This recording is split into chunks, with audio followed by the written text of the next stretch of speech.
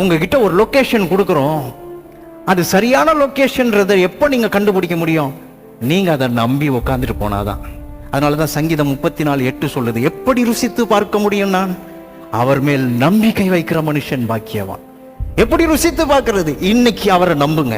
உங்க குடும்பத்துக்காக நம்புங்க, உங்க தொழிலுக்காக நம்புங்க, உங்க எதிர்காலத்துக்காக நம்புங்க, உங்க சரீர சுகத்துக்காக நம்புங்க, உங்க வீட்டின் சமாதானத்துக்காக நம்புங்க, உங்களுடைய படிப்புக்காக அவரை நம்புங்க, உங்களுடைய பிரயாணத்துக்காக அவரை நம்புங்க. என்னோட வாரும் ஆண்டவரே, என் கூட இரு ஆண்டவரே, நான் எடுக்கிற இந்த முயற்சிகள் ஆசீர்வதி ஆண்டவரே. உண்மை நான் நம்பி இந்த காரியத்தை, இந்த இன்டர்வியூக்கு போறேன், உண்மை நம்பி நான் இந்த வியாபாரத்தை நான் செய்ய போறேன், உண்மை நம்பி நான் இந்த இடத்தை விசாரிக்கிறேன், உண்மை நம்பி நான் இதெல்லாம் செய்ய போறேன். வேதம் சொல்லுது, ருசித்து பார்க்கிறது எப்படியா?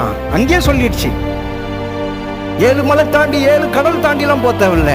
இருக்கிற இடத்துல இருந்து ஆண்டவரே நான் உண்மை நம்புறப்பா. இன்னைக்கு என் கையில ஒண்ணும் இல்லை, ஆனா நான் நீர் நல்லவர்ன்றதை நான் பார்க்க விரும்புறேன். நான் உண்மை நம்ப போறேன் ஆண்டவரே. என் பிள்ளைகளுக்காக நான் நம்ப போறேன், என் தேவைகளுக்காக உண்மை நான் நம்ப போறேன். டாக்டர்கள் இப்படி சொல்லி இருக்காங்க, அதெல்லாம் நான் நம்பல.